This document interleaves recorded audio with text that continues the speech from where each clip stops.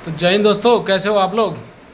इस वीडियो के माध्यम से दोस्तों मैं आपको बताना चाहता हूं कि आप अपनी तैयारी को कैसे बूस्ट अप दें, कैसे अपनी तैयारी को बूस्ट करें जिससे कि आपके नंबर जो मॉक लगा रहे हो उसमें अच्छे आएँ। क्योंकि बहुत सारे दोस्तों के कमेंट आ रहे थे कि सर मॉक में नंबर कैसे बढ़ाएँ। तो मॉक, पहली बात तो देखो दोस्तों, आपको पहले सीखना पड़ेगा कि मॉक दिया कैसे जाता है। ठीक है, तो मॉक अगर आप किसी भी मॉक को दे रहे हो तो आपको नोट ये करना है। जैसे आपने मॉक कोई दिया, मान लो आपके 120 नंबर आए, ठीक है, तो फिजिक्स में मान लो जैसे आप फिजिक्स सेक्शन को देख रहे हो मॉक लगाने के बाद, तो फिजिक्स में आपके जो क्वेश्चन गलत हुए तो क्या वो क्वेश्चन और उस टॉपिक से, जिस टॉपिक को आपने पढ़ाया पहले अच्छे से, या फिर वो किसी अलग टॉपिक से थे जो आपसे गलत हुए। तो उस मॉक में जो 100 क्वेश्चन आए हैं ना दोस्तों, आपको ये ध्यान देना है कि ये 100 क्वेश्चन अगर अगले मॉक में मेरे आ रहे हैं तो ये गलत नहीं होने चाहिए। पहली फोकस तो ये होना चाहिए अगर कोई मॉक आप दे रहे हो तो।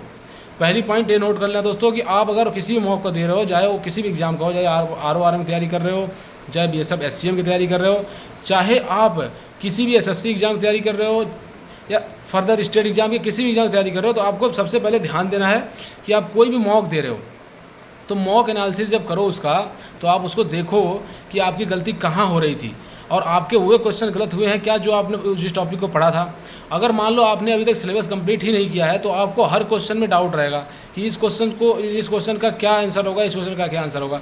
तो मैं आपको सजेस्ट करूँगा, पहले आप जो टॉपिक्स आपको आते हैं अच्छे से, जो आपको पहले पढ़े हुए हैं, जो आपको लगता है कि मैं इसको फिर से पढ़ सकता हूँ, अच्छे से कंप्लीट कर सकता हूँ, तो पहले आप क्या करना, उन टॉपिक्स को क्लियर कर लो। एक बार रीडिंग मारो उनकी अच्छे से, एक बार उनको कम्प्लीटली पढ़ लो। उसके बाद आप जो है किसी मॉक को लगाओ।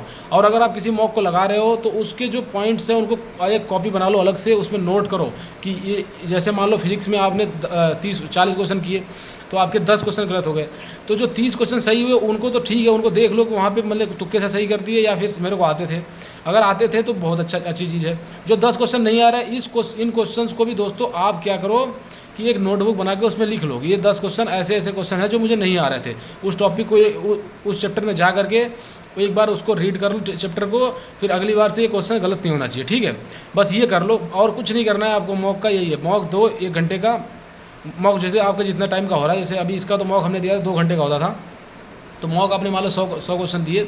उसके बाद क्या करना है आपको कि जैसे मॉक में जितना टाइम लग रहा है, आधे घंटे उसकी एनालिसिस कर लेनी है। ठीक है दोस्तों, आधे घंटे उसकी एनालिसिस कर लोगे तो आपको क्लियरिटी हो जाएगी कि आपको कौन से चैप्टर में दिक्कत हो रही है, जिसको आपको दोबारा पढ़ना है और अच्छे से क्लियर करना है। तो दोस्तों ये है मॉक देने का तरीका, और इसके अलावा आपके पास कोई ऐसा फर्दर जो स्ट्रेटजी नहीं है जिससे कि आप अपने मार्क्स बढ़ा सकते हो।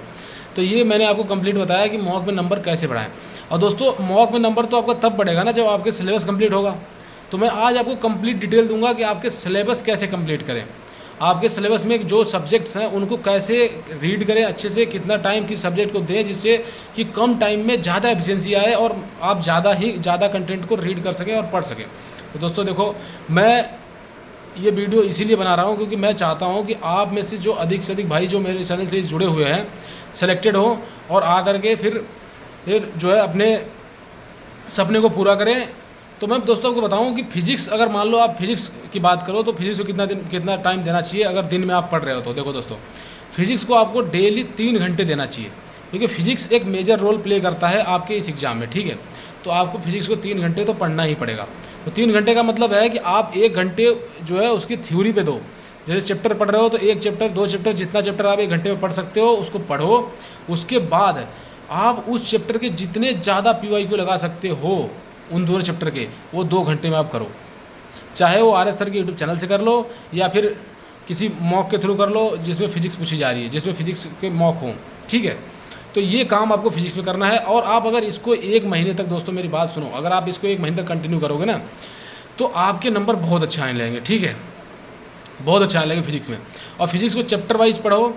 और अगर आपको ये नहीं पता है कौन सा चैप्टर बहुत ज़्यादा इंपॉर्टेंट है, कौन सा चैप्टर थोड़ी कम इंपॉर्टेंट है, तो मैं आपको एक कंप्लीट वीडियो के थ्रू बता दूंगा कि कौन से चैप्टर को फिजिक्स में पढ़ना है ज़्यादा मल्टीपल टाइम्स बार, और कौन से चैप्टर को एक बार ही रीडिंग करके उसको छोड़ देना है। तो दोस्तों ये हो गया फिजिक्स का। ठीक है, 3 घंटे फिजिक्स को आपको देने ही देने हैं। अब जहाँ तक बात है मैथ की, तो दोस्तों देखो मैथ का और फिजिक्स का कंप्लीट मैंने बता दिया था कौन सी बुक आपको फॉलो करनी है। ठीक है, तो बुक तो वो आपको फॉलो करनी है। इसी चैनल पे मैंने वीडियो के थ्रू बताया कौन सी बुक को फॉलो करें। ठीक है, तो दोस्तों देखो, अब मैथ की जहाँ तक बात आ रही है तो मैथ को आपको पूरे दिन में अगर आप 1.5 घंटे भी दे रहे हो अच्छे से, क्या करो, आप एक चैप्टर उठाओ, उस चैप्टर को कम्प्लीटली, उसके कंसेप्ट क्या है उसको पढ़ो आधे घंटे में। 1 घंटे में अगर उसके आप 30 से 40 क्वेश्चन लगा ले रहे हो, 30, 40, 50 क्वेश्चन उसकी प्रैक्टिस करो। ज़्यादा डीप इसमें मैथ पूछी नहीं जाती, मैं आपको पहले से ही क्लैरिटी के साथ बता रहा हूँ कि इसमें कोई ज़्यादा डीप मैथ पूछी नहीं जाती है। मैथ के जो बेसिक होते हैं वही पूछे जाते हैं इसमें, ठीक है।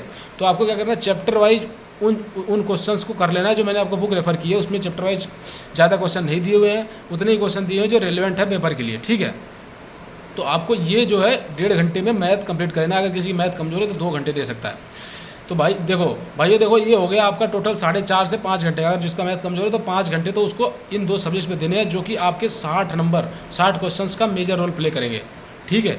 अगर अब उसके बाद बच गई केमिस्ट्री की बात करें तो दोस्तों देखो, केमिस्ट्री के लिए आपको पूरे दिन में केवल और केवल 1 घंटे देना है, केवल 1 घंटे देना है, केवल रीड करना है। केमिस्ट्री में कोई PYQ उस पर ध्यान नहीं देना अभी पहले, क्योंकि केमिस्ट्री जो है, जो PCM से आते हैं ना बंदे, उनका केमिस्ट्री थोड़ा सा वीक होता ही है।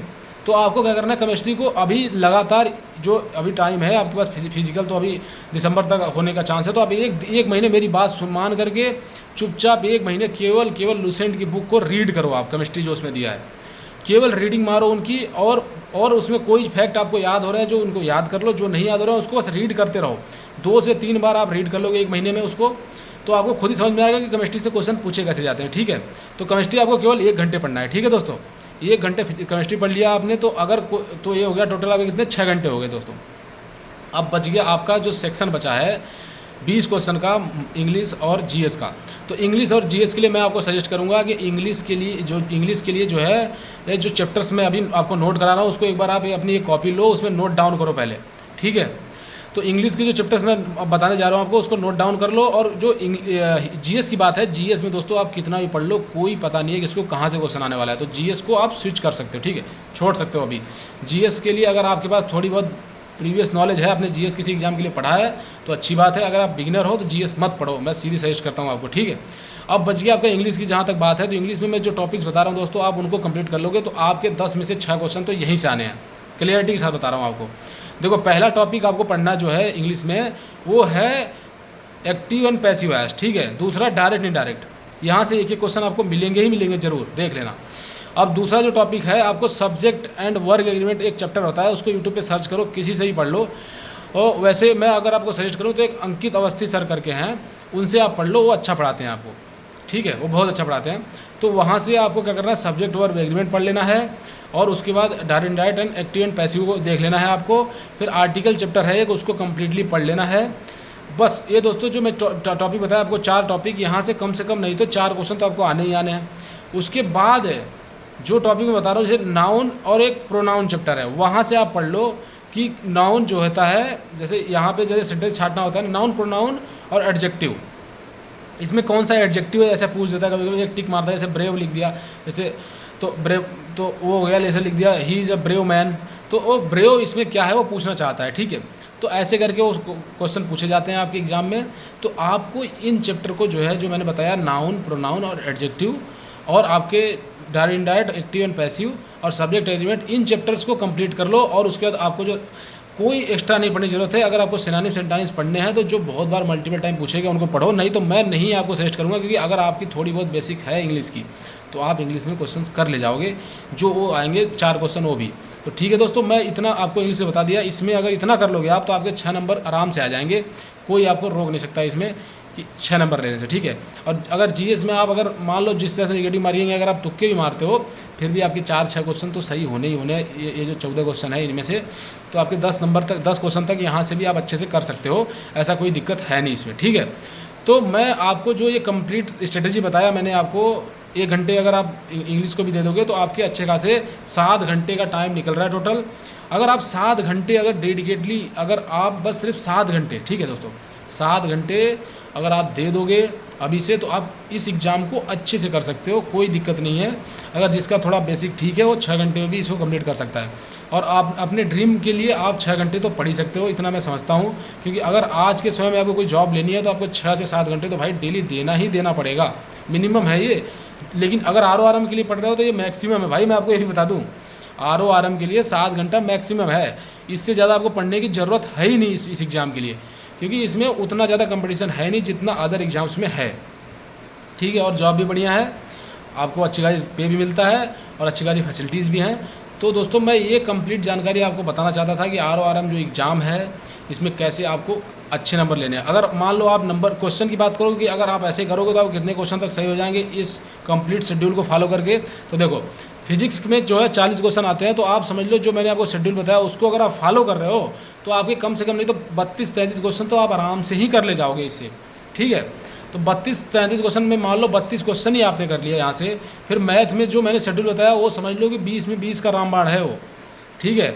लेकिन आप मान लो कि आपके जो कुछ अरिथमेटिक क्वेश्चन आते हैं जो आपको नहीं आते हैं उसमें, तो अरिथमेटिक के सारे क्वेश्चन हार्ड नहीं आते, अरिथमेटिक 1-2 क्वेश्चन अगर आ गया गलती से जो हमारे समय में टाइम में आया था, तो मैं बता सकता हूँ कि आपको 14 क्वेश्चन तक तो कोई करने से रोक ही नहीं सकता। तो मान लो 32 ये हो गया, 14 ये हो गया, आपका 46 क्वेश्चन हो गया, 46 क्वेश्चन हो गए ये 46। तो 46 क्वेश्चन आपको बस फिजिक्स और मैथ से मिल गए, ठीक है दोस्तों। और केमिस्ट्री अगर आप केवल लूसेंट को रीड कर रहे हो तो मैं गारंटीड आपको बता रहा हूँ आपके 10 से 12 क्वेश्चन तो वहाँ से फंसने ही फंसने, 12 से 13 क्वेश्चन तो ये हो जाएंगे। मान लो 12 क्वेश्चन भी वहाँ से आ गए आपके, तो टोटल 58 क्वेश्चन हो गए।